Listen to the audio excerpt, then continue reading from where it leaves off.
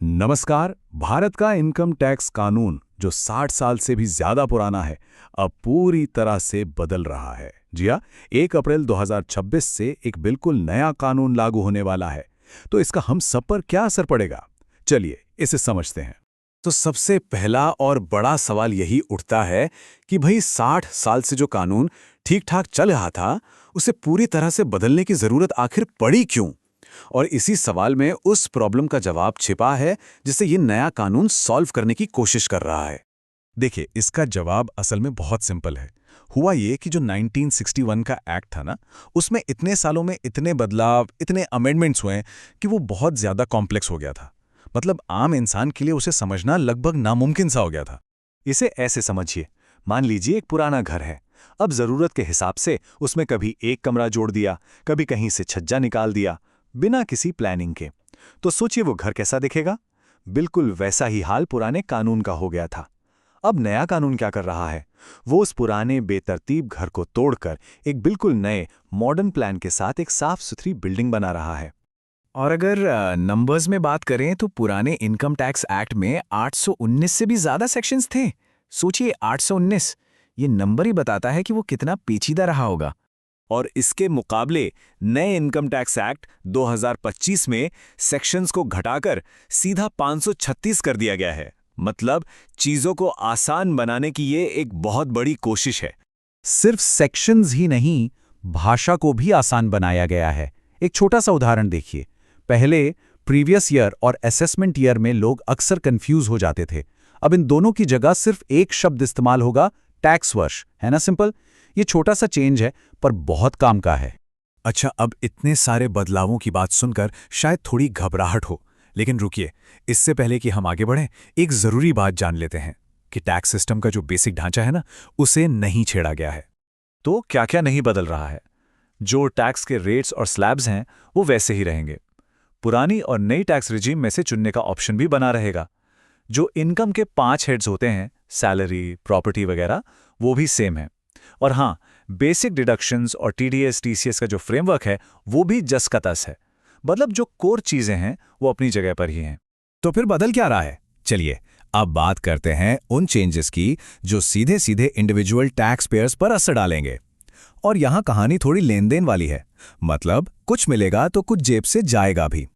तो पहले देखते हैं कि जेब से क्या जाएगा। कुछ पर्क्स, यानी जो कंपनी से सुविधाएं मिलती हैं, उन पर टैक्सेबल वैल्यू बढ़ाई जा रही है।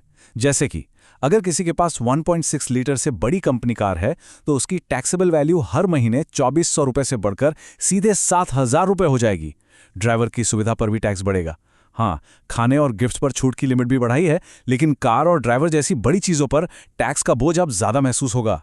अब देखते हैं कि मिलेगा क्या। और यहाँ एक बहुत अच्छी खबर है, कुछ जरूरी अलाउंस की छूट को बहुत ज्यादा बढ़ा दिया गया है। जैसे कि बच्चों की पढ़ाई के लिए जो एजुकेशन अलाउंस मिलता था, उसकी छूट 100 रुपए प्रति बच्चा से बढ़कर सीधे 3000 रुपए प्रति बच्चा कर दी गई है। और हॉस्टल अलाउंस, वो तो 300 रुपए से बढ़कर 9000 रुपए प्रति बच्चा हो गया है। ये सच में कई परिवारों के लिए एक बड़ी राहत की बात है। इंडिविजुअल्स की बात तो हो गई, अब आते हैं बिजनेसेस, फ्रीलांसरों और प्रोफेशनल्स पर। उनके लिए क्या बदल रहा है? तो उनके लिए सबसे बड़ा फोकस है डिजिटल कंप्लायंस पर। यहां 2 बहुत बड़े बदलाव हैं। पहला, अगर कोई अपने अकाउंट्स इलेक्ट्रॉनिकली मेंटेन करता है, तो ये जरूरी होगा कि वो बुक्स ऑफ अकाउंट्स भारत से किसी भी समय एक्सेस की जा सकें। और दूसरा, पार्टनरशिप फर्म्स के लिए एक नया टीडीएस नियम आया है। अब उन्हें अपने पार्टनर्स को दिए जाने वाले सैलरी या इंटरेस्ट पर 10% का टीडीएस काटना होगा, अगर पेमेंट साल में 20,000 रुपए से ज्यादा है। अच्छा, अब एक और बहुत बड़े बदलाव की बात करते हैं, जिसे द ग्रेट रीनंबरिंग कहा जा सकता है। मतलब कानून की हर एक धारा, हर एक सेक्शन और हर फॉर्म का नंबर बदल दिया गया है। इसका मकसद पूरे कानून को ज्यादा लॉजिकल और ऑर्गेनाइज्ड बनाना है। और ये बदलाव कितना बड़ा है, इसका अंदाजा आपको इस टेबल से लगेगा। हम सब टैक्स बचाने के लिए सेक्शन 80C का नाम जानते हैं, है ना? अब वो हो जाएगा सेक्शन 123। मेडिकल इंश्योरेंस वाला 80D बन जाएगा 126 और रिटर्न फाइलिंग का सेक्शन 139 अब होगा सेक्शन 263। मतलब टैक्स प्रोफेशनल्स और हम सबको अब ये नए नंबर्स याद करने होंगे। और ये कहानी सिर्फ सेक्शंस पर खत्म नहीं होती। जो जरूरी फॉर्म्स हैं, उनके नंबर भी बदल गए हैं। सैलरीड लोगों का सबसे जरूरी फॉर्म 16 अब हो जाएगा फॉर्म 130। टैक्स ऑडिट रिपोर्ट बन जाएगी फॉर्म 316। और जो हमारा एनुअल टैक्स स्टेटमेंट है यानी फॉर्म 26A वो अब से फॉर्म 168 कहलाएगा। तो इन सारे बदलावों को अगर हम एक साथ देखें तो एक बड़ी तस्वीर सामने आती है, और वो ये है कि सरकार एक डिजिटल फर्स्ट टैक्स सिस्टम बनाने की तरफ बहुत तेजी से बढ़ रही है।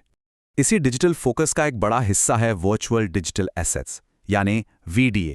अब क्रिप्टो करेंसी और NFTs जैसी चीज़ों को कानून में साफ साफ डिफाइन कर दिया गया है, और ये बहुत ज़रूरी है क्योंकि अगर किसी सर्च केस में ये मिलते हैं तो इन्हें अनडिस्क्लोज्ड इनकम यानी अघोषित आय माना जाएगा।